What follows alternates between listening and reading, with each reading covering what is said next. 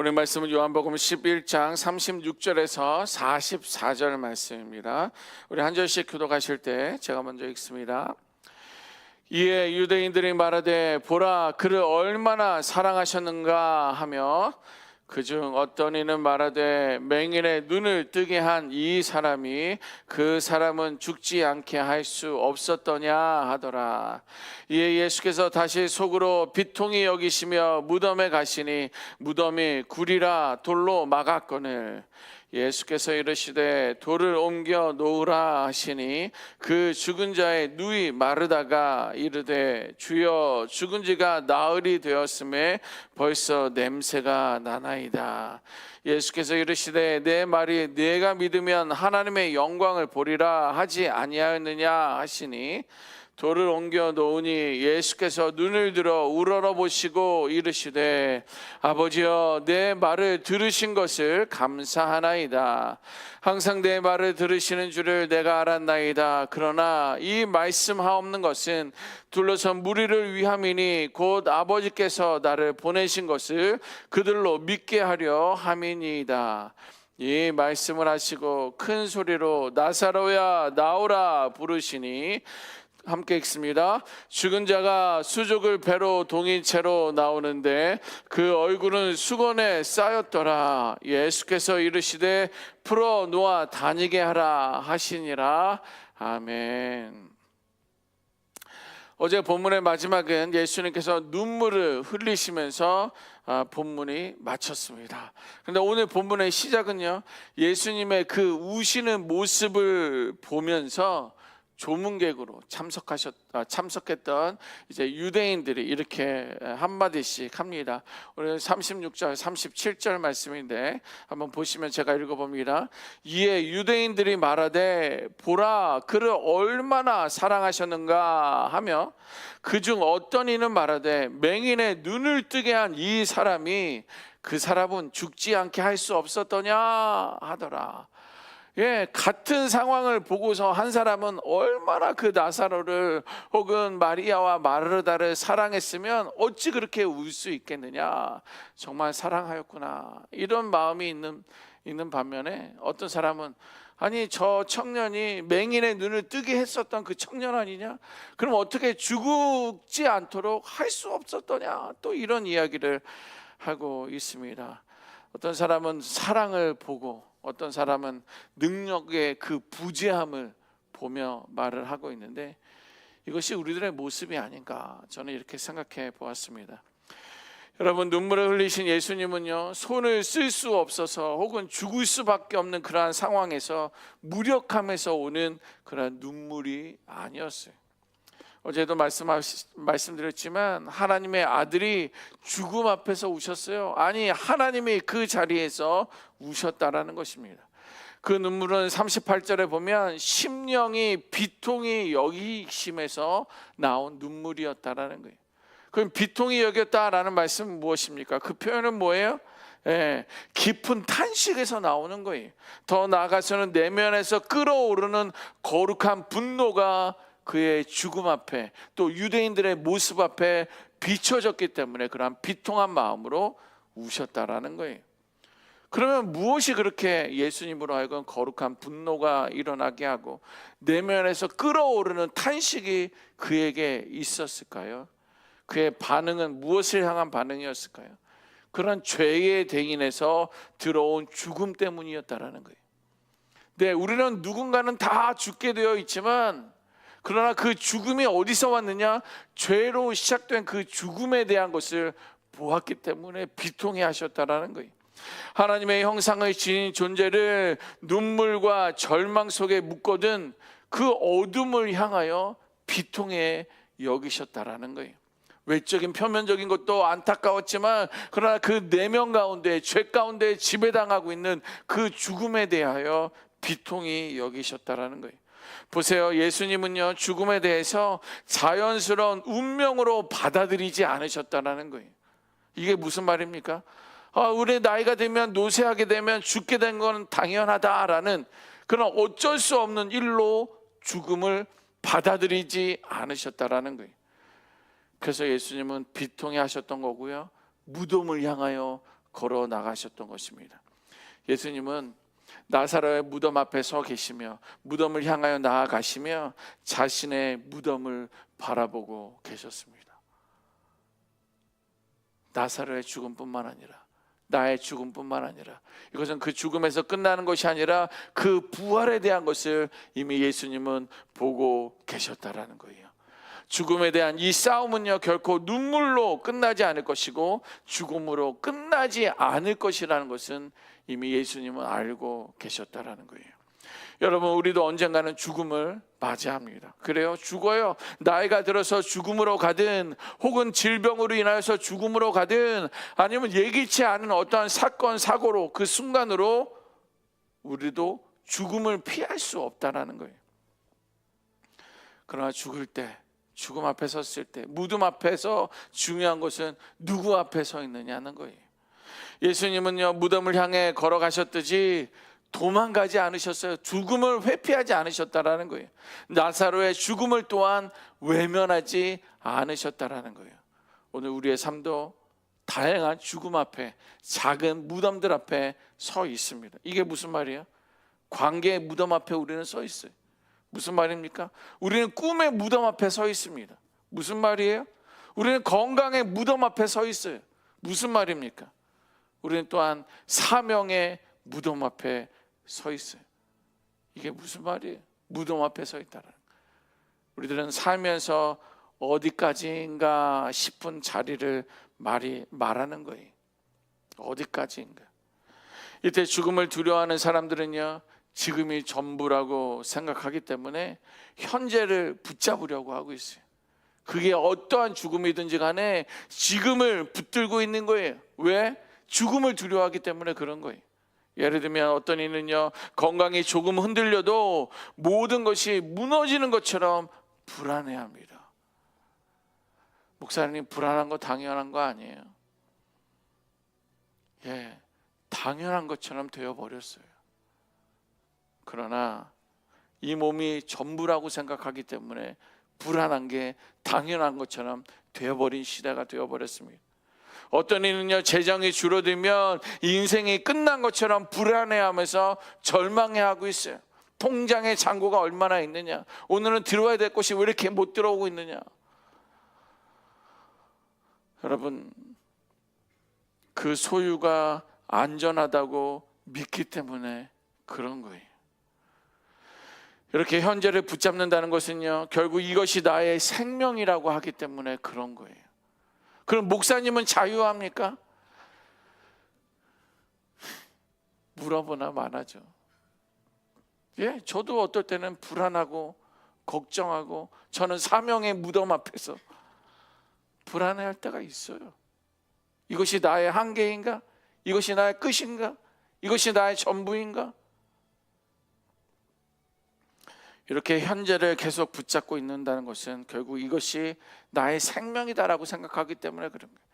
이것이 놓치면, 이것이 끝나면, 이것이 지나면 나는 죽었다, 나는 끝이다 라고 생각하고 있다라는 거예요. 이렇게 다양한 무덤 앞에서 우리는 얼마나 자유한가 한번 물어보면 좋겠습니다. 여러분, 부활을 믿으시기 바랍니다. 여러분, 부활을 믿는 사람은요, 현재를 붙드는 것이 아니라 현재를 주님께 맡기는 사람들이에요. 다시 한번, 부활을 믿는 사람은 현재를 붙잡고 있는 것이 아니라 아니 이것만은 내가 붙들어야 돼, 아니 이것만은 놓칠 수 없어 라고 하는 것은,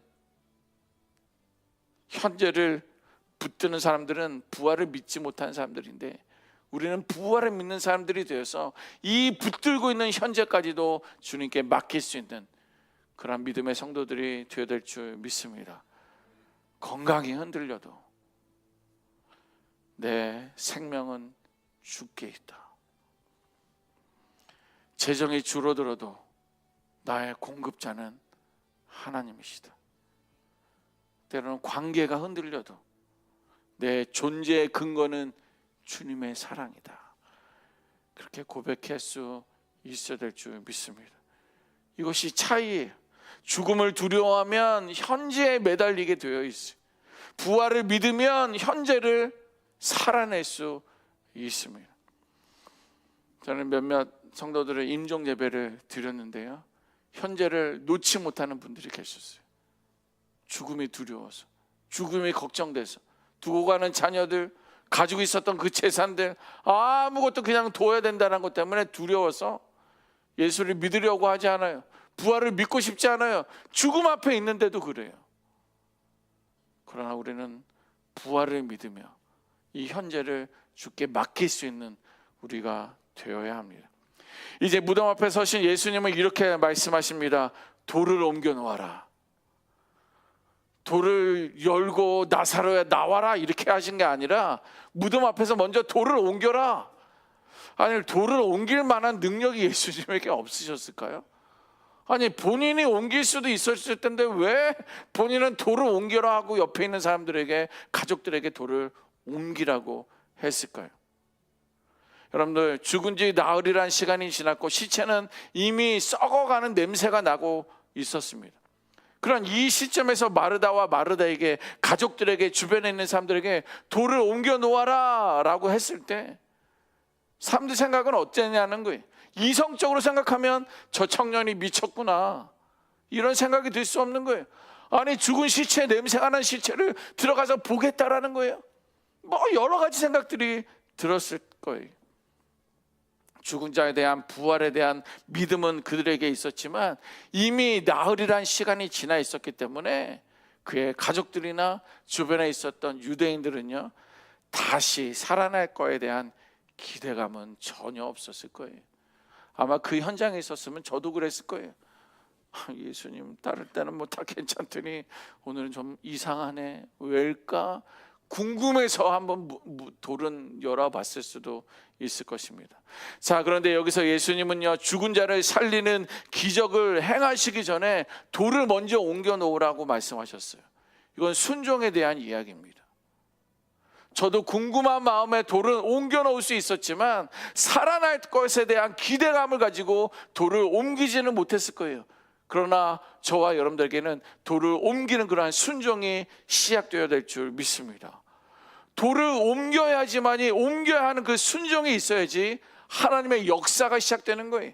들어가서 그가 구경하고 됐다 닫아라 그럴 수도 있을지언정 우리 하나님의 말씀 앞에 돌을 옮기는 그런 믿음의 순종이 우리 안에 있어야 된다라는 거예요. 여러분, 돌은요, 우리가 옮기고 생명은 하나님의 영역이에요. 먼저 돌을 옮기라 하면 돌을 옮겨야 하는 거예요. 여러분들 앞에 또 옮겨져 있는, 여러분들 앞에 있는 그 돌은 어떤 것이 있습니까? 어떤 돌들을 여러분들을 무덤 앞에 있어요. 용서해야 할 사람이 있는데 저 사람이 먼저 사과하면 이라고 미루는 그런 돌이 여러분들에게 있지는 않습니까? 아니면 기도해야 하는데 좀 더 상황이 나아지면, 내가 믿음이 좀 자라가게 되면 이라고 하고 미루는 그것이 바로 우리의 돌이에요. 예배 자리로 나아가야 되는데 오늘은 피곤하니까 하고 멈추는 것, 그것이 바로 우리 앞에 놓여진 돌일 수 있다라는 거예요. 우리들이 올려드리고 있는 기도를 한번 여러분들 떠올려 보십시오. 오늘도 우리는 여전히 하나님께 생명을 달라고 기도합니다. 그러나 정작 그 돌은 옮기려고 하지 않아요. 먼저 돌을 옮겨야지, 그 다음에 하나님의 영역, 생명의 영역이 시작되는데, 돌을 옮겨야지 그 다음에 하나님의 일하심이 시작되는데, 그러나 옮기지 않는다라는 거예요. 여러분, 우리의 영역은요, 죽은 자를 살리는 게 우리의 영역이 아니에요. 다만 우리는 돌을 옮기는 그 작은 순종이 우리들의 영역인 줄 압니다. 우리의 작은 순종, 보잘것없는 행동들, 누가 알아주지도 않는 그러한 결단들, 그 자리에서 하나님의 능력이 시작되는 줄 믿습니다. 여러분들, 돌을 옮길 때 무덤은 여전히 그냥 그대로 또 있어요. 그래, 돌을 옮기자, 무슨 이유할 수 없지만 순종하자라고 해서 돌을 옮겼지만 무덤은 그냥 그대로 있는 것처럼 보일지라도 그 다음은 하나님의 영역이에요. 다른 사람들이, 가족들이 돌을 옮기라고 해서 옮긴 것이 아니라 예수의 말씀이었기 때문에 옮겼다면 그 다음의 영역은 다 하나님의 영역이라는 거예요. 이렇게 돌을 옮겨졌습니다. 예수님은 곧바로 나사로야 나와라 라고 하지 않았어요. 돌을 옮기시더니 눈을 들어 하늘을 우러러 감사의 기도를 합니다. 같이 한번 읽어볼까요? 오늘 보면 41절입니다. 41절 시작. 돌을 옮겨 놓으니 예수께서 눈을 들어 우러러 보시고 이르시되 아버지여 내 말을 들으신 것을 감사하나이다. 아멘. 내 말을 들으신 게 감사하다. 그러면 돌을 옮기게 해주셔서 감사하다라는 건가요? 여러분들 이 상황은요 아직 기적은 일어나지 않았어요. 예, 돌을 옮긴 거는 기적이 아니에요. 사람들의 순종에서 나온 그런 행동이었을 뿐입니다. 나사로가 살아 움직여서 무덤 안에서 걸어 나온 그 상황도 아니에요.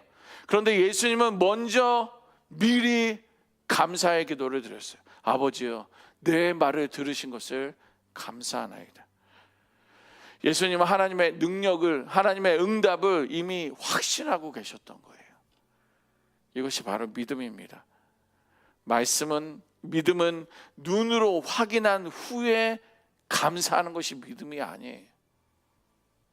보이지 않아도 하나님 뜻 안에 있음을 알고 먼저 감사하는 것이 저와 여러분들의 믿음이 되어야 될 줄 믿습니다. 이제 감사의 기도를 드리고 이제 외칩니다.